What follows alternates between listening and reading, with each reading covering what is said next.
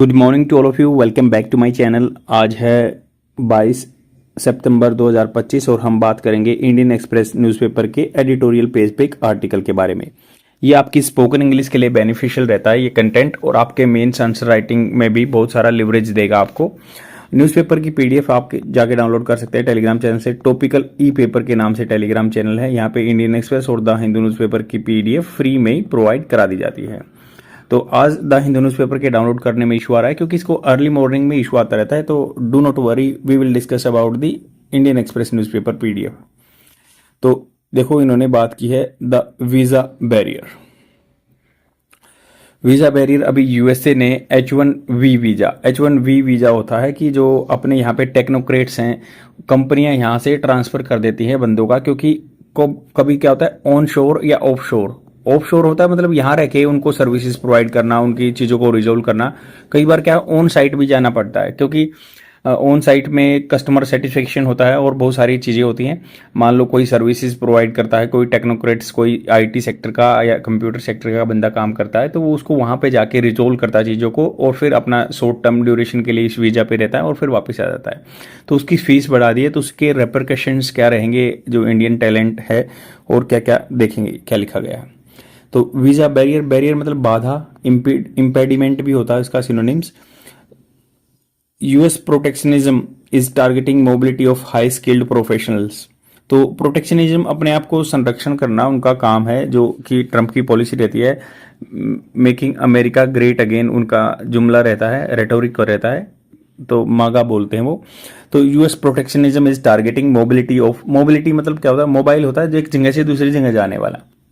तो मोबिलिटी को high skilled professional जो हैं, व्यवसायिक है, उनको दिक्कत दे रहा है। इट्स ए चैलेंज, ये एक बाधा है। It is a challenge, it is a challenge, इसका मतलब होगा it is a challenge for the Indian policy makers, जो नीति बनाने वाले हैं एंड इंडस्ट्री के लिए इशू है।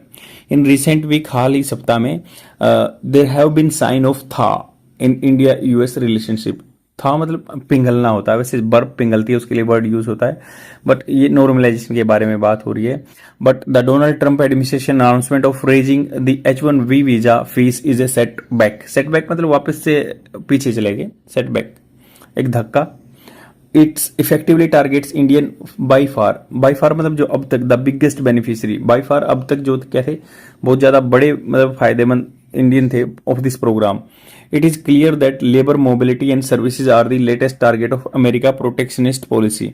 तो अभी जो ये सर्विसेज है या लेबर का है, वो टारगेट ज्यादा है, लेबर मोबिलिटी, क्योंकि पहले बहुत सारे जो 50% टैरिफ लगा दिया इंडिया के, जो हाइटेंड हो गए थे रिलेशनशिप, मतलब थोड़ा सा गड़बड़ हो गए थे, बट थोड़ा बहुत था हुआ, मतलब पिघले, नॉर्मलाइज हुए रिलेशन, फिर ये दिक्कत आ गई।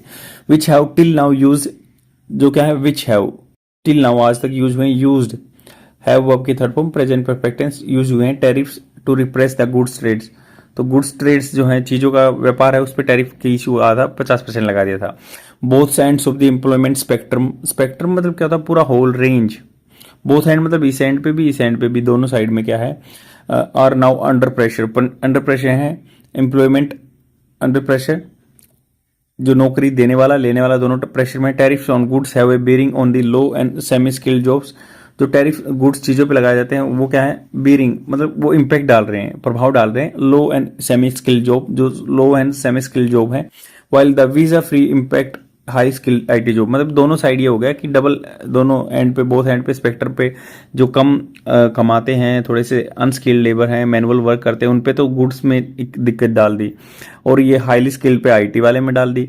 Trump latest salvo will no doubt. तो ये जो लेटेस्ट इनका साल्वो का एग्जैक्ट मीनिंग जान लेते हैं, 1 सेकेंड।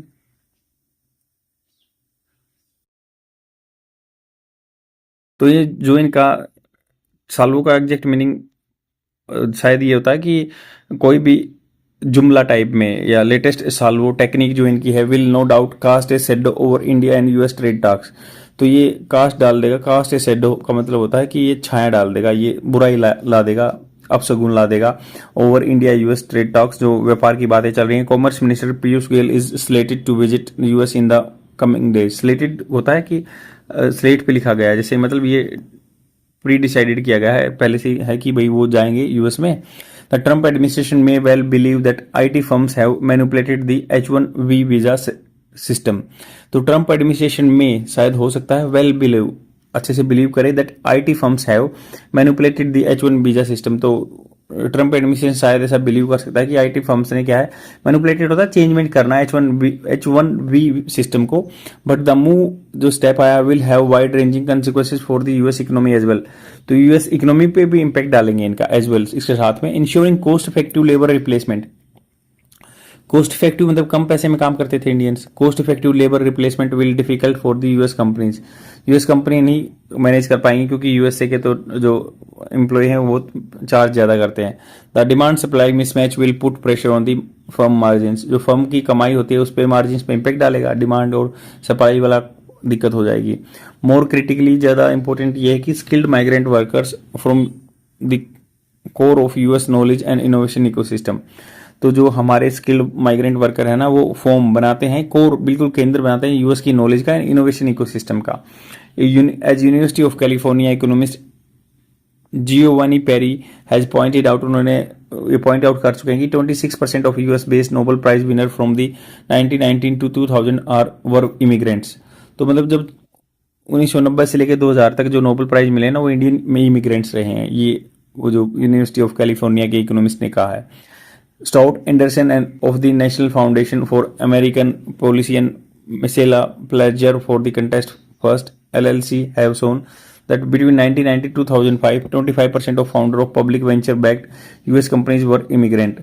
तो वेंचर जो होता है मतलब कोई प्रोजेक्ट में जाना, वेंचर वैसे होता है जोखिम उठाना होता है, बट इसमें क्या है कि भाई कोई भी कंपनियां इन्होंने तो जो फाउंडेशन है ना अमेरिकन फाउंडेशन पॉलिसी वाले, उन्होंने कहा कि जो 25% जो ये पॉलिसी वेंचर में गए ना, जो वहां पे इंडियंस थे, इमिग्रेंट्स थे जो बंदे थे, उन्होंने ये कंपनियों के साथ कोई पब्लिक वेंचर, गवर्नमेंट का जो पब्लिक क्या गवर्नमेंट का वेंचर बैक किया था US कंपनीज ने, तो वो इस यही थे।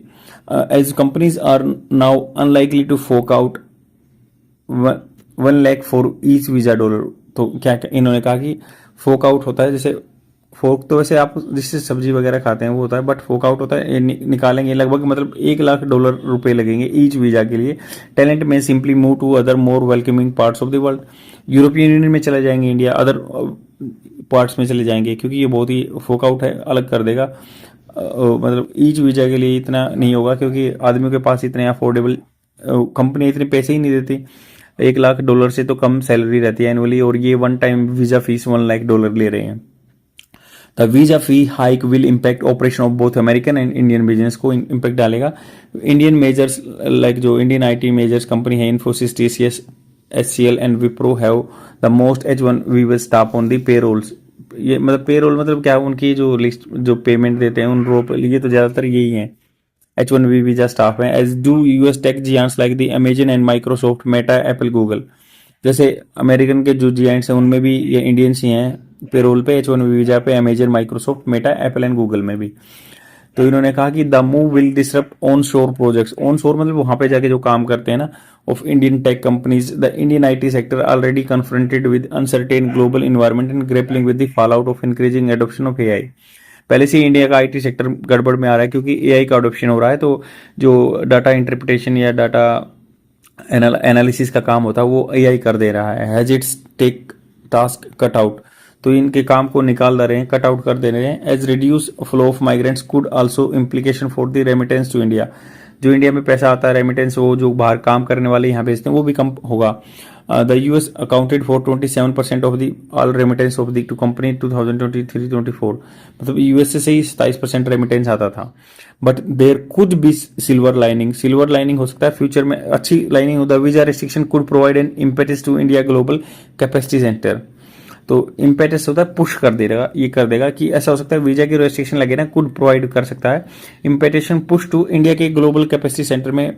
ब्रीटा ग्लेनोन ऑफ द वेस्ट वाटरन school of business has shown that restriction on H1 visa immigration results in increase foreign employment.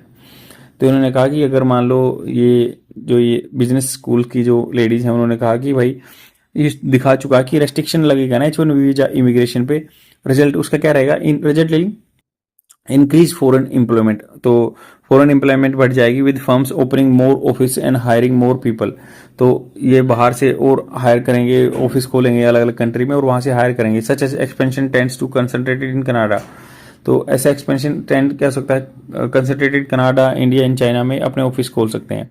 India policy makers and industry have no time to lose, तो इन्होंने कहा कि ये इंडिया के जो policy maker है ना, इंडस्ट्री है, उनके पास कोई समय नहीं है गंवाने के लिए। While India and other countries can do little to influence the ideological foundation of the American discourse, India या अदर कोई कंट्री है कम कर सकते हैं, कैन डू लिटिल थोड़ा कर सकते हैं इन्फ्लुएंस प्रभाव डालने के लिए आइडियोलॉजिकल जो नीति की उनके मूलभूत हैं अमेरिकन डिस्कोर्स के वार्तालाप के ऑन इमिग्रेशन पे। The question is what can do domestically, घरेलू काम पे क्या कर सकता है। हम वहां की पॉलिसी को तो चेंज नहीं कर सकते, या घरेलू क्या किया जा सकता है।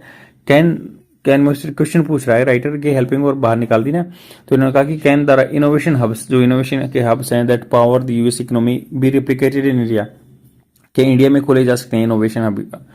ट्रंप में शायद हो सकता है, होपफुली आशा है, ये ऑप्टिमिस्टिक बात करें कि सोफ्टन स्टांस क्या मतलब अपने पैतरे को थोड़ा सा कम कर दें, ज़्यादा हार्ड न रखें।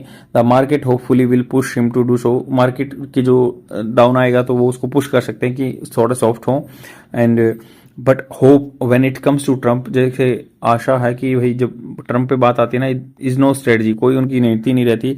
India's IT sector leaders have formidable talent, formidable जिसको जीता नहीं जा सकता, अनबीटेबल टैलेंट है इंडिया के आईटी सेक्टर्स के पास। They need to look beyond their cost plus labour arbitrage model, तो उनको देखना चाहिए बियॉन्ड जो कोस्ट प्लस मतलब कोस्ट कीमतें कम करने वाला सिस्टम। लेबर आर्बिट्राज का मतलब होता है, आर्बिट्राज होता है फायदा उठाना, मान लो अलग अलग चीज का अलग अलग मार्केट में अलग अलग प्राइस है तो कम दाम में लेना। तो उन्होंने कहा कि look beyond their cost plus labour arbitrage, get better at creating talent and nurturing and enabling system. Nurturing मतलब यहीं पे पोषण देना चाहिए, इनोवेशन करना चाहिए, ताकि हम जो लेबर आर्बिट्राज वाला सिस्टम है वो छोड़ के मतलब कम वाला, तो यहाँ पे इनोवेशन कर सकते हैं।